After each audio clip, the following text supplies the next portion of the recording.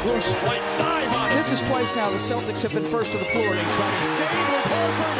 Unbelievable. Boston first to the floor. So good. Brown fakes, fires up the three. Tatum dives on the floor. Everybody dives. Jaylen Brown with the flush. Blocked by Porzingis. He's doing it all. Tatum spinning, driving, layup. Washington drives. Blocked by White. Oh, what a block from Derek White.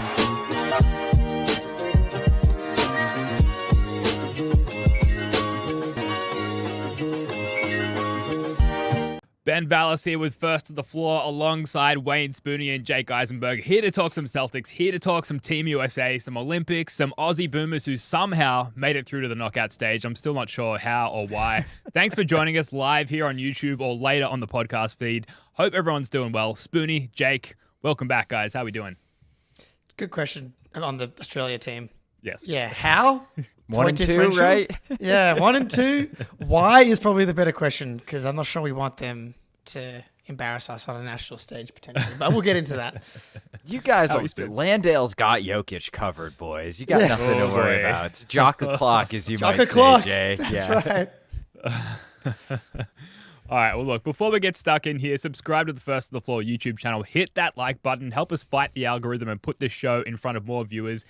Here's something we haven't asked for in quite a while. Follow us on Spotify, or even better, leave a 5-star rating and review on Apple Podcasts. That's actually huge for the growth of this show. It tells Apple to recommend the show to more Celtics fans. If you can do that, we'd greatly appreciate it. Join the Celtics blog Playback Room, playback.tv/Celtics blog. Jake, sort of up in the air as to whether or not we're going to have a live stream for Team USA. Is that right? So it's in fact not up in the air, and I just can't read properly, and it is going to be streaming live great. on Playback. So 5:30 a.m. my time, but 10:30 p.m. I think. Actually, I think you've put it in the notes here, Ben. 3:30, yeah. Yeah, 3:30 p.m. Eastern time. Yep. So yeah, I'll be streaming that one live. Awesome.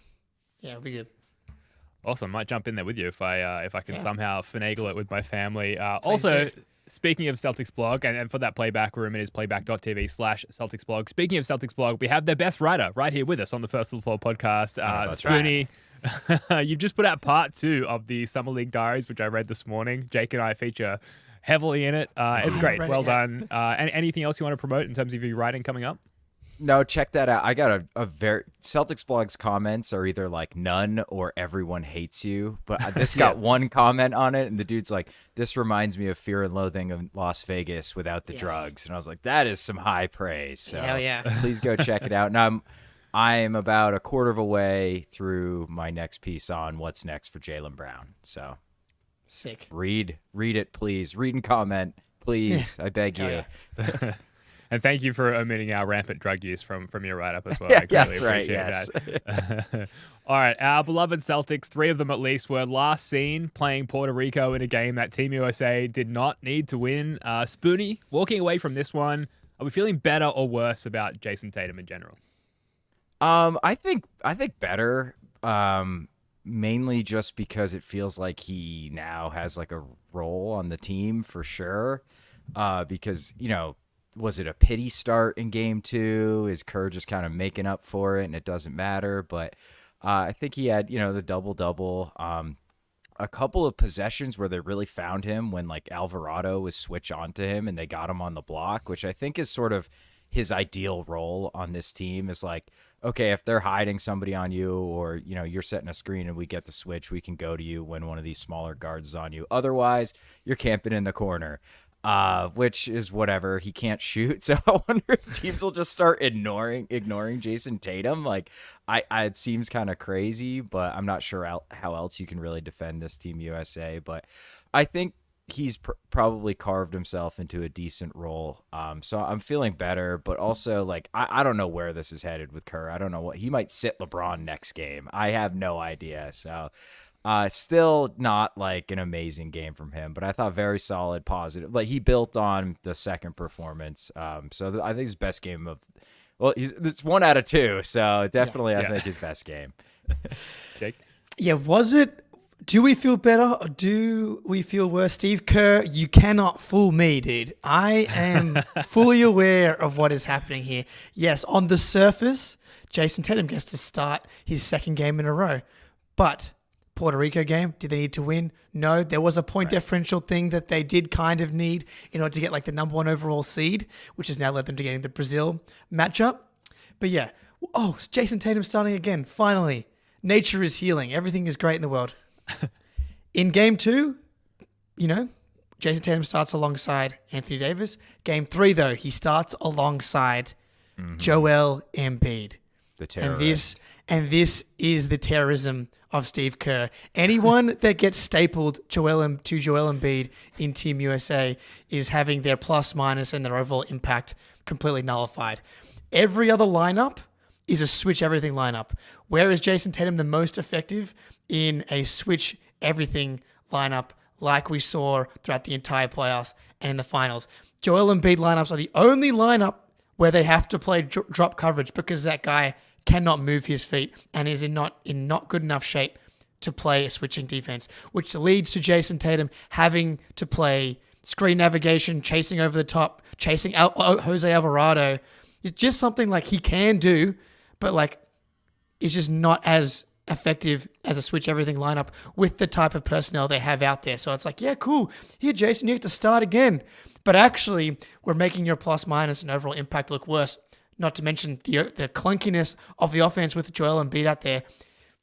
Like he stat padded his way to 15 points, a team high for Joel Embiid. But it's just so obvious. Like if you play with Joel Embiid, it's like, oh man, did the kid in gym class? It's like, I'm on so and so's team. I'm in this lineup. You know it's going to be tough sledding when you get stapled to Joel Embiid. It's just making Tatum look worse, and it's really pissing me off because like if he's like. Can we just put him out there with Bam, Anthony Davis, like Derek and KD, and was just like this monster switch everything lineup? I keep saying, we've seen our best defensive lineup ever. No, we haven't. And I would really like to see Steve Kerr not put him next to Joel Embiid. And then also, can we get him next to the other Celtics? We finally got some Jayson Tatum, Derek White minutes, but it was in garbage time. It's like, not only do you start him away from Derek White and with Joel, you can't fool me. Can't fool me, Steve Kerr.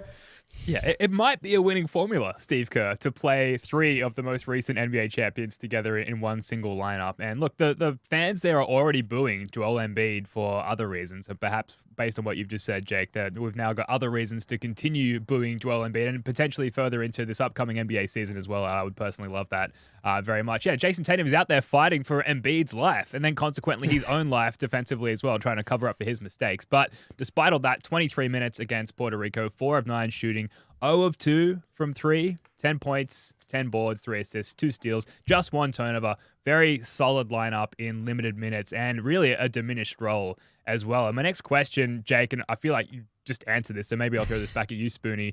Are we happy with how Steve Kerr is deploying Jayson Tatum? Like, forget the DNPs, forget the minutes. When he's out on the court, how are we happy about how he's being utilized or not? Yeah, well, first of all, like the drop coverage stuff, like playing Embiid, it doesn't make sense, especially with the shorter 3-point line. Like Puerto Rico got whatever the hell they wanted in that first run, like in the first quarter, and they were just raining threes, like Alvarado hitting pull-up threes off the dribble because Embiid's got to play drop, and the pull-up 3 is always going to be there, and it's a shorter shot in the international game, so obviously it's easier. So I guess part of me, like the Celtics homer in me, is like, yeah, give the ball to Tatum. He just played point guard in the finals. He just picked the Mavs apart. He picked the whole playoffs apart. Like, get the ball in his hands more. But then, like, the flip side is, like, who are you taking the ball? Whose hands are you taking the ball out of? I mean, Curry's been kind of bad. So maybe a little less Curry on ball, but that seems fucking crazy to say, right? Like, let's take the ball out of this guy Steph Curry's hands. So I'd like to, no, I'd like to see Tatum more involved. I'd like to see him get more post ups and see what he could do on the post more often, because ultimately he's not going to have the best defensive player on the other team guarding him. And frankly, there's very few wings in this entire tournament that can guard him on the block. So maybe a little operate out of that a little bit, especially when Embiid is not on the court. Maybe just get him a little bit more involved, setting ball screens, setting off ball screens, coming off of screens. Like, I can't remember him really coming off many screens. That he's usually setting like a pin down or something, but he's not coming off them ever. So like he is basically functioning like a non-shooting four out there who you hide for his defensive ability, and he's Jayson fucking Tatum. Like it's crazy, man, but it's also kind of the nature of having a team that's this talented. Yeah. Go ahead, Ben. Well, I was just going to say for the podcast listeners, Jake is visibly uncomfortable here on YouTube, which really sums up I think our collective opinions on what's going on here. But speaking of having opinions on what's going on with the situation, Draymond Green had plenty to say about this on his podcast. Draymond Green, our peer in the podcast game, on his show, The Draymond Green Show. Let's hear what he had to say. You just don't not play Jayson Tatum in game one of the Olympics. Because pretty much what that is saying is, if I get Jayson Tatum in for 9 to 11 minutes, because no one's looking at the minutes like, oh, this guy played less. Like I said to JT, no, when you win a gold medal, no one cares who scored the points. No one cares who played the minute. Did you win a gold medal or did you not? That's what it boils down to. However, you don't not play Jayson Tatum. That man just won NBA championship, cover of NBA 2K, cover of Sports Illustrated saying cheers. Just signed the biggest contract in NBA history. Oh, and by the way, your reward is sit down and don't play in the first Olympic game. JT didn't play well in the exhibition game. I don't care. Like, it actually doesn't matter. I've never, thought I'd be so in line with my good friend Draymond Green, my colleague, my industry peer, as you said, Ben. Firstly, it is insane, the Draymond podcast in general, but even more insane that he's currently being coached by Steve Kerr. Yeah. Yes. Makes it a little extra spicy. Yeah. So it's awesome, dude. So I thank Draymond because it's just hilarious that this is the timeline that we're existing in on planet Earth, that Draymond Green, the second best player on the Golden State Warriors, being coached by Steve Kerr, is calling out his coaching job from afar, which is beautiful. But he's right, dude. And this is what we've been saying. Like, you don't need to play Jayson Tatum 26 minutes, like 26 minutes for Booker in game one when it should have been 16-10, 13-13. That's always going to be the thing that like pissed me off because he ends up throwing Tatum to the wolves. The defensive stuff I covered, but I'm currently rewatching all the finals games again because one, why not? Because it's incredible. But I'm putting together a bit of a Hauser highlight video for from the finals because I wasn't here when the contract was signed, but man, this dude for 4 for 45 playing as well as he did in the finals. That's the main reason I'm watching it. But watching Jayson Tatum being used, as you said, Spoonie, as a screener, and I think this could be an evolution, like as he gets bigger, as he gets stronger even more, using him in that 5 role, he like screened and roll on, and like you find him on the roll as if he was like Rob Williams out here, and then he just gets to the rim. So it's like you can use him as a screener on this Team USA lineup too. It's like off-ball screens, which he's sprung a couple of guys loose for some 3-point shots. Like he's doing a really good job filling in the gaps, which is what makes him such a great player, and what made it so frustrating that he didn't play in the first place. But like, get him screening on ball and have Derek White and Jayson Tatum run one of the most successful actions in the league. I don't know. It seems pretty straightforward. But yeah, so am I happy with the usage of Jayson Tatum? No. Very interesting to see what happens now that we've got an actual like stakes game, because after they beat Serbia by as much as they did, they pretty much locked up the knockout round. And then so South Sudan and then even less so Puerto Rico mattered. So we'll see what they do with the Brazil game, because that actually obviously has more stakes.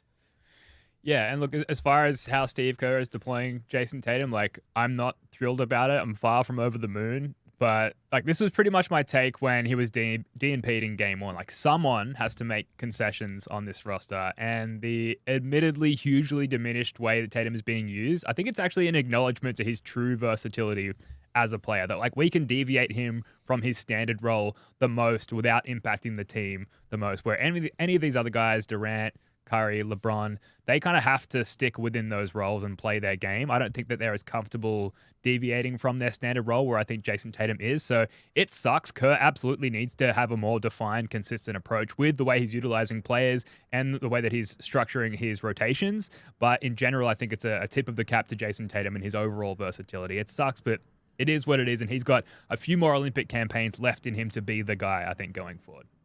Yeah, and I think you're right that it's a hat tip to his versatility, because it's like you can't ask Devin Booker to do what Jayson Tatum's doing, right? Like Booker has one role that he's elite at, and it's being like a scoring guard. So he's being deployed in that manner. He's a little less ball heavy in this team than he would normally be, but like, if he's not doing that, why the hell is Devin Booker on the court? Which it kind of poses another question of like, why the hell is Devin Booker on the court sometimes? Although he's been good. I don't want to hate on Devin Booker, but it's like we need somebody to be big, like not just the two Celtics guards who fill in the gaps and do the little things. We also need a big wing who's doing that. And it's like Tatum's the guy, especially with Kawhi going out and being replaced by Derek White, because Kawhi can give you some of that too, especially defensively. So, like I said, it's just nature of Ross. Like he's surrounded by like surefire Hall of Famers, right? So he's the young guy, for better or worse still, even though he's 26 and just won the finals. It's like, sorry, buddy, you're sitting in the corner and you're, defending off ball actions, and it's going to kind of suck this Olympics. Shout out RJ. Maybe Kerr is being mind controlled by Spo. That is, I mean, wouldn't Spo want to drive up his minutes though? Oh yeah, true. Yeah. Nick Nurse. Yeah, this is possible. I think Spo knows that minutes do not affect Jayson Tatum. True. He only gets stronger. Exactly. That's why we didn't actually get some. This is my Jayson Tatum theory. Is that we didn't get the iconic performances in the playoffs because he gets stronger as the minutes pile up. So we didn't actually get to any game 6s or game 7s in the playoffs. So we didn't actually get the full version of Jayson Tatum. Yeah, that's right. Yeah, well, look, it remains to be seen how he'll be utilized against Brazil. But as far as rotations, lineups, whether or not Embiid plays, for example, Brazil is one of those teams, unless Raul Neto has like an incredible game, I don't really see it mattering that much as far as... Who was that? Naruto? Raul Naruto? What's his... Sorry, I looked up the Neto? roster like as our intro credits were rolling, and then immediately forgot his name. Raul Neto. Raul and Neto. I think... I have no excuse for that. I was going to go down this like pathway, but it's the true Brazilian pronunciation. But that's actually would have been good. That would have been a great. Yeah, I mean, like I actually Duolingo'd his name before I got on, and Jake, you're actually the idiot. I would have been like, got me good. No, I am. I kid you not. When my wife and I first started dating, we were watching a Celtics game, and Raul Neto came in the game, and she just hit me with like, "Who is that?" Of like, I know dude's that. super hot. Yeah. Yeah. Damn it. Yeah. That's Raul Neto. Yeah. Raul Neto is super hot. Neto. Yes, he is. Yeah. The Brazilians probably index pretty highly on the hot team scale, I guess. I think that's I fair. got the pit portraits up, man. I don't know. Oh no, maybe not. Yeah. No, I don't know. Okay. Look up Vitor Benite. I'll leave it at that. Catching the strays, Paul Benite, dude. Go off in the chat. Let us know who the hottest men's basketball team is. The hottest. Yeah, well, maybe Neto can use the Al Horford defensive strategy, which is just be super hot. You come off screens, he's in drop coverage, and it's just like the beautiful eyes. It's like seeing a beautiful sunrise over a snow-capped mountain. Truly wonderful. We're going to come back in a minute, speaking of USA basketball and Olympic basketball, and preview the quarterfinals. But first, we're going to get a quick word from our sponsor over at Prize Picks.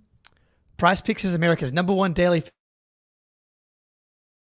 Prize Picks is the easiest and most exciting way to play daily fantasy sports. Unlike other apps, on Prize Picks, it's just you against the numbers. All you do is pick more or less on 2 to 6 player stat projections and watch the winnings roll in. If you're looking for promotions, Prize Picks has you covered every week. From lowering select players' stat projections on Tuesdays to help your lineup hit, or getting your entry fees back if you have a losing lineup on Fridays. With Prize Picks, you could turn $10 into $1,000 while watching Team USA rack up the gold medals this summer. You can make a Prize Picks lineups of players across basketball, soccer, tennis, golf, and more in as little as 60 seconds. Just pick more or less on 2 to 6 player stat projections and you're locked in. I think I might zag and go with more on Jayson Tatum points against Brazil. They must be in the dirt at this point. Anyway, I made my first $10 deposit and received an instant $10 bonus. If you have the skills, you can play for a shot at turning $10 into $1,000. Download the Prize Picks app today and use code CLNS for a first deposit match up to $100. That's code CLNS on Prize Picks for a first deposit match up to $100. Pick more, pick less. It's that easy. Ooh, battle there. What we got Speed there? read. That was awesome. Yeah. Shout out, Jake. shout out Prize Picks and the CLNS Network for presenting the First to the Floor podcast. Let's get straight into the Olympic quarterfinals now that we know the matchups. And we've got over on the left bracket, France versus Canada. We've got Germany versus Greece. And then over on the other side of the bracket, Brazil versus USA, which we were just talking about. And the Serbs, Serbia versus the Aussies. The Aussie Boomers there. Go the Boomers. Looking at these matchups, guys, I suppose we can look through them chronologically very quickly, starting with Germany versus Greece. Germany minus 7.5 favorites there. That's on at 7 p.m. tonight, Australian Eastern Standard Time, 5 a.m. in the morning, Tuesday morning, that is, US Eastern Standard Time. Looking at this matchup, Spoonie, Germany, Greece, Giannis was a little bit more impressive against the Boomers there in their last game, but Germany, I think, are the second best team in the competition, it seems. And Dennis Schroeder, the FIBA version of Dennis Schroeder, just goes absolutely off. Not to mention Danny T. I think they've got a pretty strong team. How do you see this matchup playing Damn out? it, Ben. I was going to come in with the hot take that we're going to play Germany in the finals because they're on the side of the bracket with Canada, and I thought that was going to be like some declaration, and then you were just like, yeah, they're the second best team, obviously. Yeah, like, shit. I think it's pretty clear, right? They are. They're great, man. Like, Mo Wagner is just like born to play international basketball. I've not watched a ton of Germany. I've caught a decent chunks of some of their games, and Schroeder's really fucking good in Olympic basketball too, man. Like, he's just really hard to guard. In like 3-point shooting is just not as important in Olympic hoops and in tournament play. And the fact that he can just get to the rim, he dimes guys up. He's got really good chemistry with Tice too and some of their other bigs. So I love that team. They're I think the only team other than the United States who have like a borderline elite wing. In Franz Wagner. I mean, look at the other teams. You can't really name one. Like Bogdan Bogdanovic is like the other guy you point to, because Canada, it's like most of their guys are guards, and Kelly Olynyk, and Brazil certainly has like nobody. So I love this Germany team. I think they're really good, and I think they will smack Greece, who is essentially a one-man team. But Nick Kalanthis or whatever, wasn't he on the Bucks? I think he was on the Bucks for a little while. I think with young Giannis, The bald guy? I may be right. Yeah, the bald guy. He was not good. He didn't really play, but I think it was the Bucks he was on. Okay, that's possible. I know he plays legit pro ball overseas now. He's I know awesome. Sam Vecini Greek was Derek talking about White. him. Greek Derek White. Yeah, dude. It's very embarrassing that the Boomers. It was the Grizz. Shit, he was on the Grizzlies. All right. The Boomers let them get up by like 20 plus at one point. But this Germany team is sick, dude. Like, I watched their France game.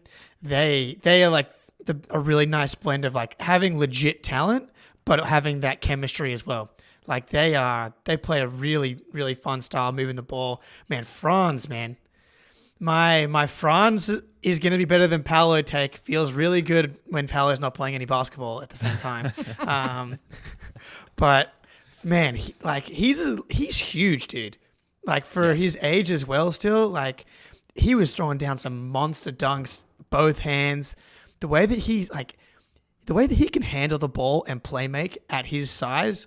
Like, we talk about how much we love Tatum and how insanely versatile he is for his size. Like, Franz's feel and IQ is at a level that Tatum's was not at that age. There's obviously some other differences between them at athleticism and stuff like that, but his ball handling and feel is out of this world for a guy of that size. And so I think they can give the USA a good run just because of the chemistry.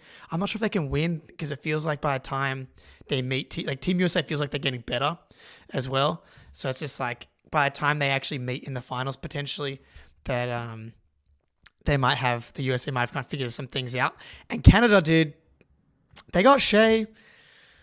I don't know. They haven't really impressed me that much through the pool stages so far. Like, they were down to Australia at halftime. They were very close against Greece. Spain gave them a run late as well. So they have not impressed me yet. And this is not a good version of Spain. Like this is not the Australia Gasols. beat Spain, dude. Yeah, they suck now. That's really what it boils down to. So, which is a shame. So, yeah, I think the Germany team is just a lot more complete of a team. And Canada's just like really, really top heavy. And they don't really have wings other than RJ Barrett, who's had some really nice games, but I'm sorry, I just don't fucking trust RJ Barrett. I'm not gonna get there with RJ Barrett. I do trust Franz Wagner though. Yeah, so Germany-Greece, that's 5 a.m. in the morning, Tuesday morning, U.S. Eastern Standard Time, 7 p.m. tonight if you're listening here in Australia, and it sounds like our money is on Germany, rightfully so in that one. So the next matchup, chronologically speaking, Australia versus Serbia. Serbia are 6.5-point favourites in that one. That's 10:30 p.m. tonight, Australian Eastern Standard Time, 8:30 a.m. Tuesday morning, U.S. East. I really want to believe that the Aussies can galvanise because they've not looked super connected as a team so far, and potentially maybe they could beat the Serbs if they do galvanize in this one. This is such a young team. Jake has given me a doubtful glance as I say I want to this. believe. So like every game that this young Boomers team banks, it's huge for their collective experience and chemistry. So if there were to be an upset, I guess this is what I'm saying. If there was going to be an upset in these quarterfinals, I'd say this matchup is maybe the most likely. But then speaking of what's likely, it's very likely that Jokic will just pick us apart completely. I do predict a lot of foul trouble for Jock Landale in this one. Yeah, the Jokic part of this is a bit of a problem, I'd say. It does affect it. Yeah. Like, Said every team ever playing against Jokic. Yeah. Man, like we after the Canada game was when we podcasted most recently, and we were feeling pretty good about the Boomers, but then they did what they did against Greece. It's like they can't put together a full game, it feels like, so far, and you're going to need to put together a full game to beat a team like Serbia, who not only has Jokic and like some pretty good NBA talent, like Bogdanovic is like Schroeder. It's just when you empower these like legit offensive weapons in the NBA to be like the number one guys, like there's your offense. You know, Patty Mills of 4 years ago, where he's just not the same anymore. Whereas like Giddey and Dyson Daniels can have these stretches where it's like, oh my God, the future of Australian basketball is here. And they can have a quarter where they score like 8 points in the quarter and they have like 8 turnovers combined between Giddey and Dyson. I don't know what the answer is, especially in this matchup, because I've been someone who's like, I think they should lean into offense and go, you know, Giddey, Dyson, you know, leaning into offense with a lineup with Josh Giddey and Dyson Daniels is already, you know. Yeah, we could get Exum out there too. Yeah, well, so we can McVeigh and Exum with Dyson, and Giddey and then Landale. Like, it's like pretty good offense-ish, but then like your size is a real problem. Like you got not just Jokic, but Jovic and some other giant Serbian dudes out there that can like punish you in the post. Like they got smoked by Team USA, but this Serbia team has like the chemistry and the culture built in as well. It would really stun me if Australia got it done. But here's the thing: with tournament play, it's one game and 6.5 point line. That's that the Aussies were 5.5 favorites against Greece, and the Aussies. I feel like the Aussies took Greece for granted. They thought they could come in there and kind of like just win the game, and they were wrong. They shat souvlaki and moussaka and other Greek delicacies down their legs early in that game and never recovered. The cleanup crew did not arrive. Any thoughts on this matchup, Spoonie?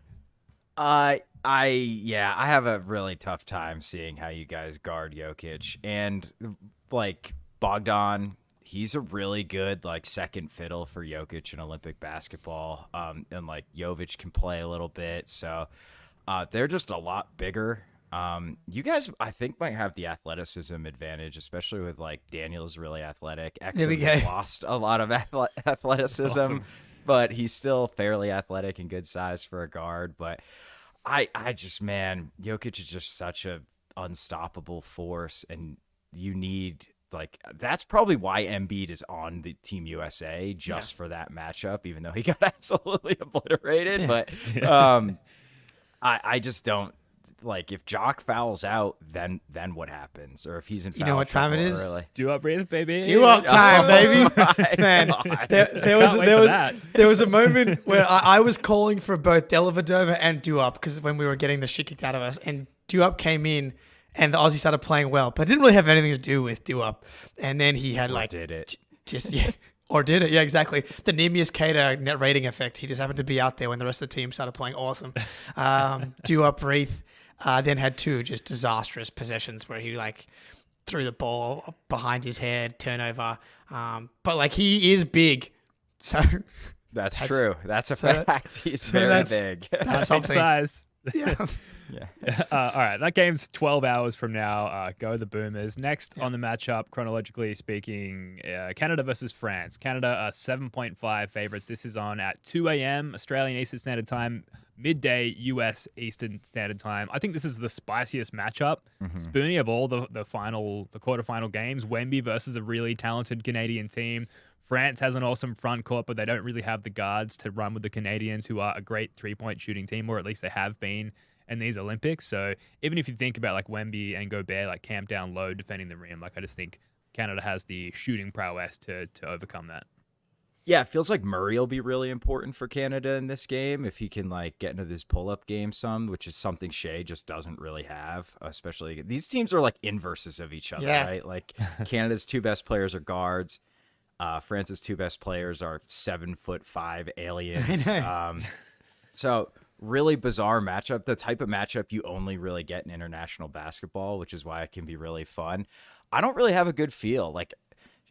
Jake, you said I haven't been super impressed with Canada. Also haven't been super impressed with France. So I could see this going either way. I think in a 1-game playoff type atmosphere, I'd prefer the dude who can always generate consistent, effective offense, and that's Shea. And France, Wemby's great. He's been scoring the ball really well in the Olympics for the most part, but he ain't Shea.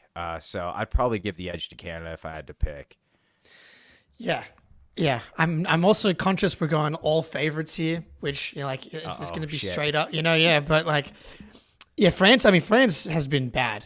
They got smoked by Germany. They should have lost to Japan, who were running out 2 dudes that are my height or shorter against, which was just inspiring for me personally. But to see them struggle with them, they struggle with Brazil, they haven't been good, and then they were able to sneak through similar to the Boomers because the way the matchups and the bracket kind of broke. But at the same time, Wembanyama going against Dwight Powell and Kelly Olynyk, who I love, and Jamal Murray, as you saying he needs to be good. He's been bad going all the way back to the playoffs now, and he's really struggled in the international play here in the Olympics as well. So I could see if Shea has to get to the mid range, Wemby and Gobert can kind of patrol anywhere inside the 3-point line, maybe, and you got the home crowd in Paris. Wembanyama, the hero, taking him home. I could if I was gonna pick an upset, the Boomers probably make sense because they're actually a bit more competent, but I think I might go France. Just because at least to cover. Yeah, this is a really close matchup to me. I don't really. I know Canada's favorite, and I'm surprised they're massive favorites, 7.5 points. But to me, this feels closer to a pick'em. Fan? I gotta go Canada. It's kind of like what you said, Spoonie, where who can generate the most consistent offense, and it's just Shea. He can just get to his spots and score, not at will, but quite easily, I think. And I don't think that what France has to offer, especially in terms of perimeter defense or a lack thereof, I just don't think they're going to be able to stop him. If you're a Nuggets fan, though, Jake, are you looking at this whole Jamal Murray situation and kind of shooting yourself a little bit? Because he's been pretty bad, quite incredibly bad. Actually, I messaged my mate Dice before who's part of First to the Floor Law and a notable Denver Nuggets fan. I asked him about this. He said, I don't really care about Jamal Murray that much. I would love it if he's healthy, but I also think Jokic carries him, which is interesting. He goes on to say he'd be curious to see what the Nuggets look like with Bruce Brown instead of Jamal Murray. But I'll stop reading that because it gets crazier. But yeah, do not stop. Come on. Oh my God. It's true. The fact that Jokic does carry all these guys. I've been someone who has not been a believer in playoff Murray, bubble Murray. I think he had an outlier shooting series in that Utah series in the bubble, and can be a crazy shot maker. Like, see the game in Boston last season where he was like 7 for 9 on like contested deep 2 fadeaways, like absurd. But then throughout the playoffs, like he's kind of like not that athletic. He's never made an all-star team for a reason. Like, he's good. Clearly he's good. But now we've gotten a pretty extended stretch here of him not being that good. Like, he didn't have a great season relative to like the other guards in the NBA. Like, there was no case for him being anywhere close to an all-star or being anywhere near all-NBA. And he's a guy who's had a ton of injury problems. Like, he had the ACL, hamstring, calf stuff in the playoffs. And that would be what concerns me. He's a little bit older as well, I think. I think he's maybe turning 28, which isn't old. He's Jalen's draft. He's Jalen's draft. So he's turning 28 this season, similar to Jalen. So not old at all. Smack bang in the middle of his prime. But he looks old to me when he's running around out there. Like, but that's kind of the way that he plays, though. Like, and that's also been a case for why he's good, is that he's used to people being able to contest his shots because he's not that athletic, but he makes them with a hand in his face. But it also means that all of his shots are always tough. Like, he doesn't really generate easy stuff a lot of the time. So if he's not, knocking those tough ones down, then like he's not giving you defense. So like that's why like Nembhard has been better than him like easily. Going back to the playoffs too. So I'd be concerned for sure, dude, because like at least Tatum looks like big, strong, athletic still, and won the finals. Yeah, which is like a pretty important point. Yeah. I'd be friggin' terrified if I was a Nuggets fan. I wish we had Bruce Brown terrified, but that is insane. I really think Murray he's a big like fulcrum of this game. Like, if he just gets in one of those modes where he goes like 6 of 10 from 3, I think Canada pretty easily wins this game. But he's made 1 3 in the Olympics. He's 1 of 10. Yeah. Wow. Which is like, we're worried about Tatum. Like you said, Jake, like even if Tatum is never a good shooter, he's still like a really, really damn good elite basketball player. Murray's fucking nothing without a 3-point shot and probably without a pull-up 3-point shot. So, but it would be a good time for Canada and Canadians everywhere if this were the game where he found it again. Yeah. At least from 3. Absolutely. Definitely. I'm so excited for these games, man. Because like the group stage games, whatever, like especially in the case of like Team USA, they don't feel like they matter that much. And the teams who are most likely to win typically do. These ones, single elimination, it's like the most meaningful basketball we've had since June now, really. So I'm just so genuinely excited to sit down and watch these games. That said, 2 a.m. Australian Eastern Standard Time for Canada versus France. That's a tough one. Yeah, that's probably the one I'm going to miss, but midday there, US Eastern Standard Time, so that's going to be a fun middle day game for Spoonie and other folks on the East Coast of the US. Final matchup don't here. Have jobs. Yes, it also helps. USA versus Brazil. The USA slight favorites in this one, 26.5 point favorites, 5:30 a.m. tomorrow morning, Wednesday morning here in Australia, 3:30 p.m. in the afternoon, US Eastern Standard Time. Definitely getting up for this one. Very excited to see, like we talked about already, and we don't really need to go in too hard on this matchup because we already kind of spoke about it up the top, but mostly excited to see like how Kerr adjusts his rotations and minutes load and things like that, given that these games actually matter and the margin for error is basically not, because if you fuck up and lose to Brazil in the quarterfinals, then do not fly home, go somewhere else. That would be insane. Swim. Yeah. Dude, get some. Sorry, Jake, go ahead. No, there you go. Brazil's the worst team in the knockout rounds. Correct. Like, I think pretty easily. So if USA, like, I feel like if they don't cover, it kind of goes down as sort of a black eye on this team. Like, they should murder this Brazil team, but they've kind of played down a little bit to their opponents here and there, although they haven't really in the group stages. Like, South Sudan gave them the scare in the exhibition games, and they mostly handled South Sudan in the group stage. So this should just be a wash. This shouldn't be a problem. I don't even think they have a current NBA player on the Brazil team. They got Raul Neto. Marceline. Yeah, see, I don't think he's still kicking No, around. I think he's out of the league now. That's why I forgot Yeah, his name. it's too bad. Yeah, that's right. Yeah. Well, Bruno Caboclo's out there. Oh, that's right. Yeah, Bruno. He's still 2 years away from being 2 years I was away. like, a couple years away from getting back into the league. as a development guy. But Huertas got drafted, and I think DePaula got drafted, but I don't think they're in the NBA right now anywhere. Yeah, no. That pool was a joke. France, Brazil, Japan, and I'm missing the fourth person. Germany?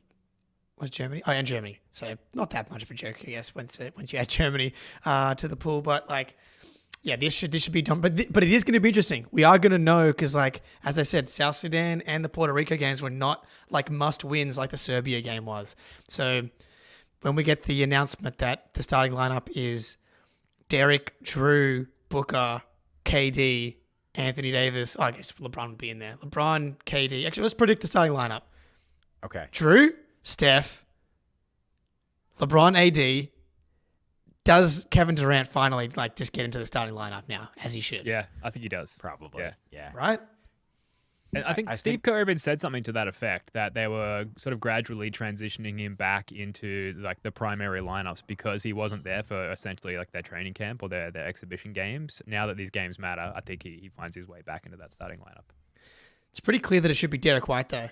Like, he's just been, like, flat out better than Steph Curry. And it's, like, not even close. Was the Derek White burst off the bench has been a real thing? Like, the Derek White, lineup comes in and just, like, knocks the socks off the second team for their opposition. So that's kind of working as well. Well, that would be my wish, right? It's like, that's the starting lineup. And then off the bench comes Derek, Tatum, and Bam as your second unit. And not Embiid. Please, Lord. If those three come off the bench and you have that, that's going to just destroy anyone. Oh, yeah, dude. And I wonder how much, like, it's the Derek White burst and 2 out of 3 games. It's the lack of Joel Embiid. And it's like, holy shit, this is an entirely different team. Yeah. This is incredible. They're flying up the court. Everyone's and the fast. ball's moving. Yeah. And they're switching and they're huge and everybody can shoot. Oh, shit, we're screwed. So, yeah, I think I'd have Booker in there. I don't know, man. Kerr clearly really likes what Booker gives them offensively. I don't know if I agree with that, and I think I'd probably start Drew, but I think I go Steph, Booker, LeBron, KD, and I think it's got to be AD or Bam, but I don't know what Kerr's going to do. I really pick one of the bigs. It'd probably be AD. I would think so. The guys could go out there with no shoes on in their socks and win this game against Brazil. So it's fun to talk about because it's just like they have so many amazing tools at their disposal for Team USA, but it's not a matchup where I think they need to think too deeply about it. But, we're big hoops nerds here, so we're going to go in and talk about it as much as we can. Let's zoom out a little bit and just get to the Olympics in general. I just realized I forgot to upload my awesome medal tally graphic, so we'll have to save that for next time. But just looking at the Olympic website here, who rank it rightfully so by gold medals won, not total medals won. China in the lead, 21 golds. United States of America, second, 20 golds. Australia, 13 golds. First place. We're hanging in there. Jake, you've kind of become our resident Olympian enthusiast. You got any thoughts on how the games are going?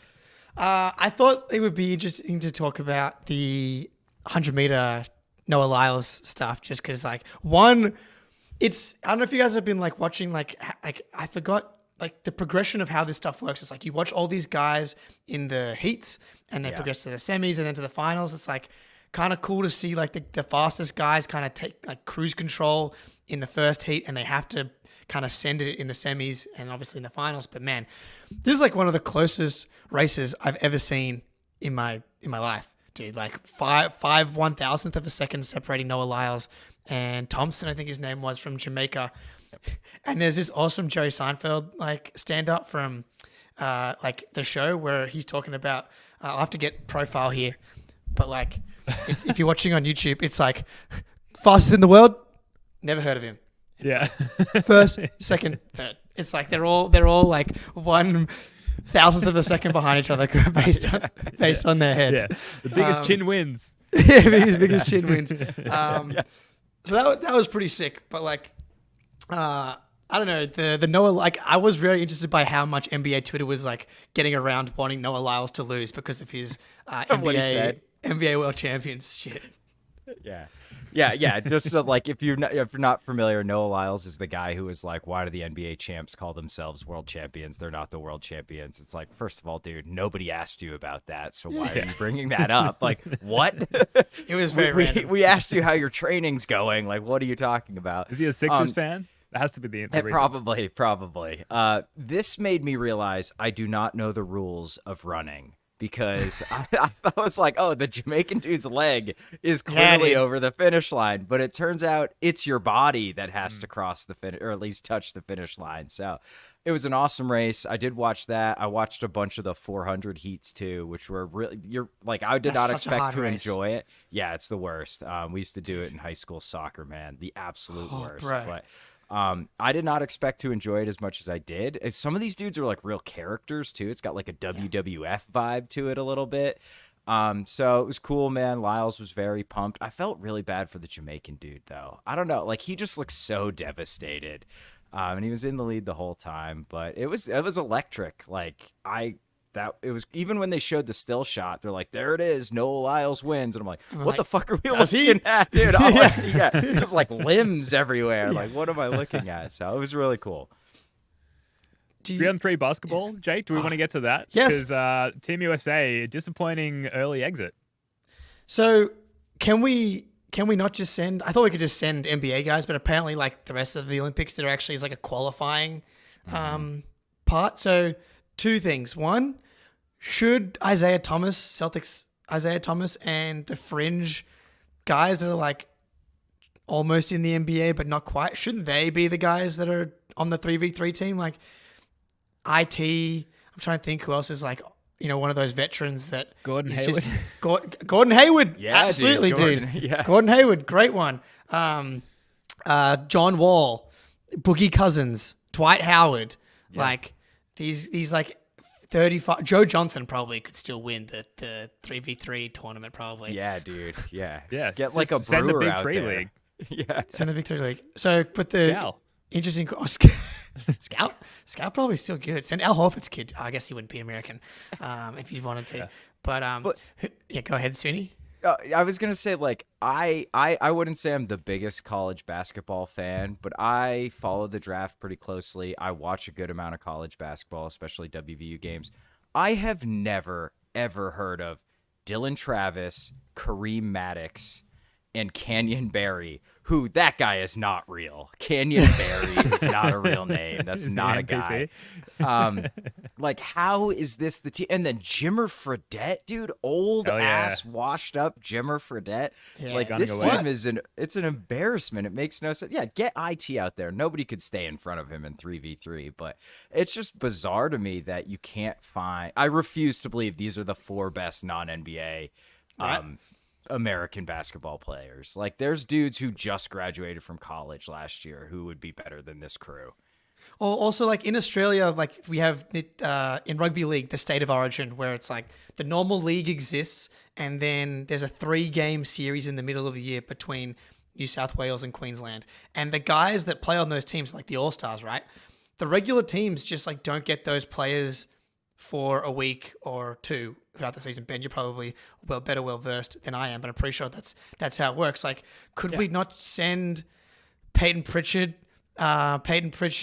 and Cade Cunningham and I don't know, freaking Jabari Smith Jr. In the middle of the season to be our 3v3 team? Yeah, I mean, I think you could easily achieve that. But, the league, the NBA is so protective of their players, right? And, like, what they sort of outlet them to and allow them to do outside of the league. So, but, these are, I want to be careful with my words here, but, like, non-expendable talents that you just listed off there, Jake. So you think we could probably afford it? It's for the betterment of America, the nation, to get a stronger 3v team out there. Can you send the professor or any of those old and one guys? Hot sauce. They still hoop? Yeah. Hot sauce. There you go. Now we're talking. Cadillac.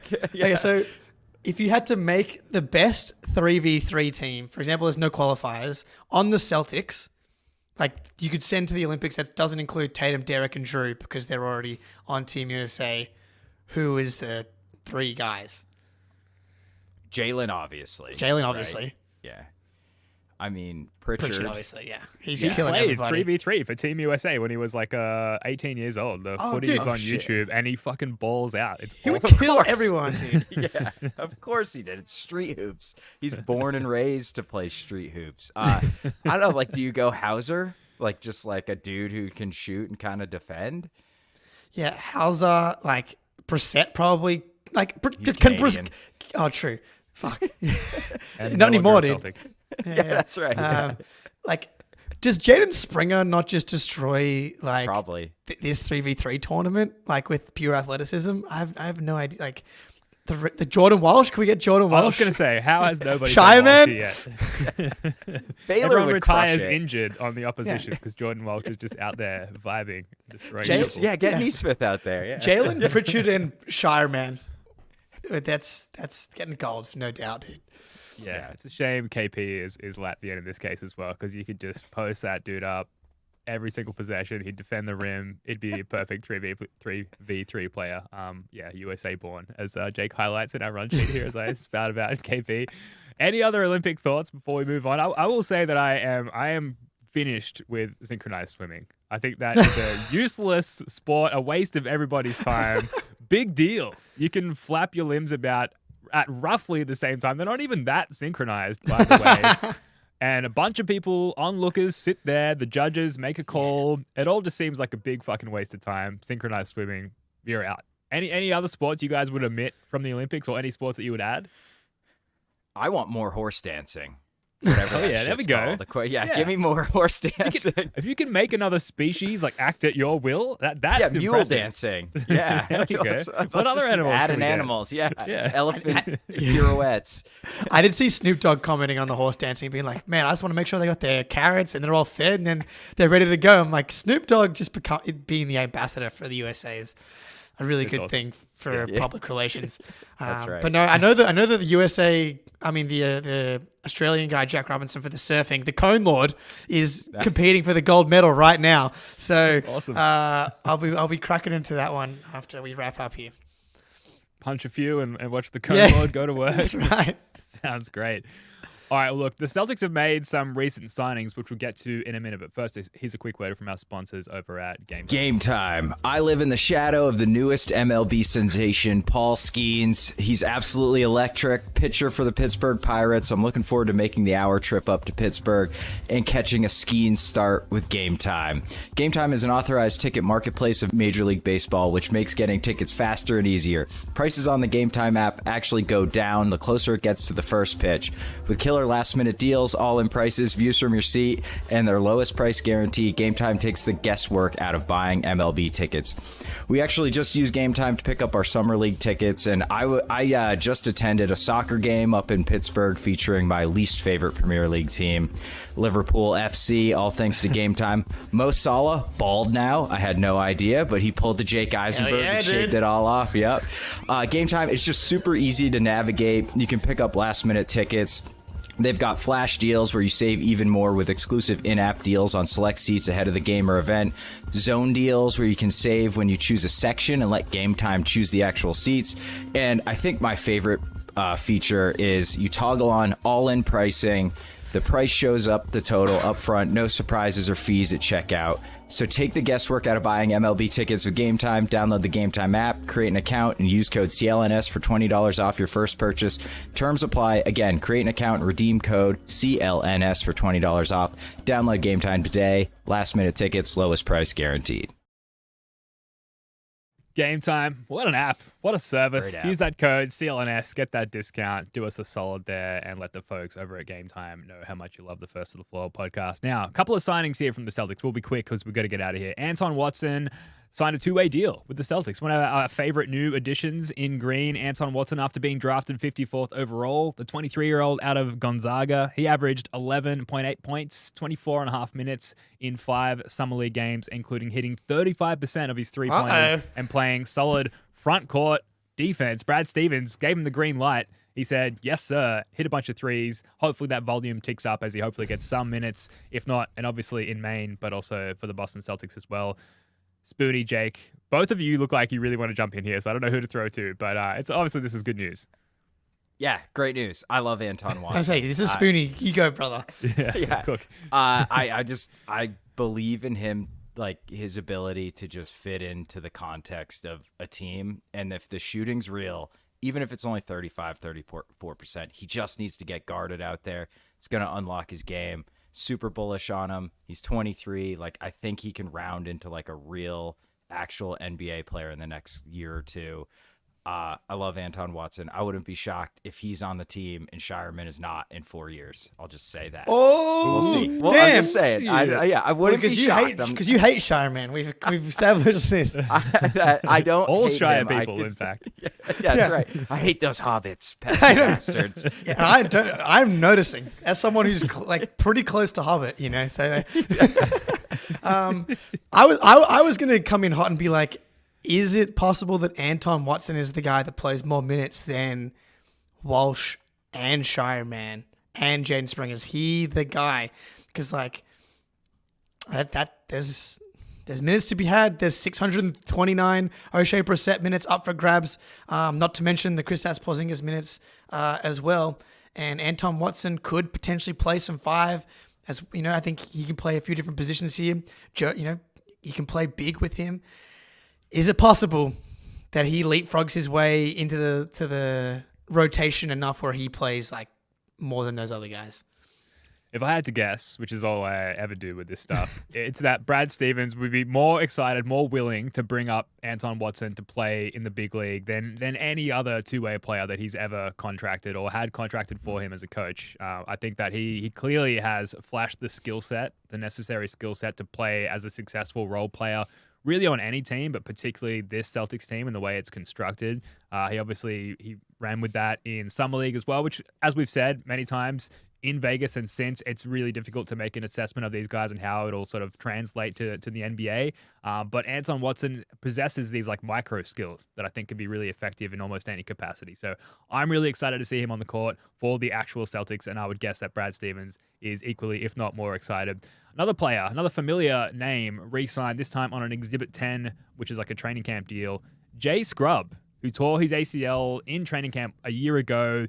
He turns 24 in September, and he actually entered the NBA as the 55th overall pick back in the 2020 draft as a rare selection from a junior college, which last happened in 2004, according to Bobby Manning through Boston Sports Journal. He averaged 14.5 points, 3.6 boards, and 1.2 steals per game for Orlando last Summer League. Jay Scrubb, he's going to get a spot here, training camp. Jake, what do you think? Hey, man, Summer League legend Jay Scrubb, dude. Good to see him back after tearing the ACL, right? So, yeah, I hope he provides some good training camp fodder. I don't know. Hope he plays well in training camp so that it makes the other guys try harder. That's really all I'm asking for from Mr. Scrubb. And then hopefully he gets signed by Maine and then they win the title. I'd love that for Jay Scrubb. Yeah, he's on the Exhibit 10, so he'll get a bonus if he signs with Maine. So I expect he'll be in Maine, which will be great. He'll be awesome in the G League. He's a straight bucket getter. Yeah. I don't think he can do anything else. I don't think that will allow him to make his way into the NBA, but he's going to be electric in the G League as long as he's back and fully healthy. Classy of the Celtics as well to just be like, all right, sorry, they didn't work out. Tough luck. Go away, rehab, come back. We'll sign you in a year. That's what they've done. So pretty classy little move there by the C's.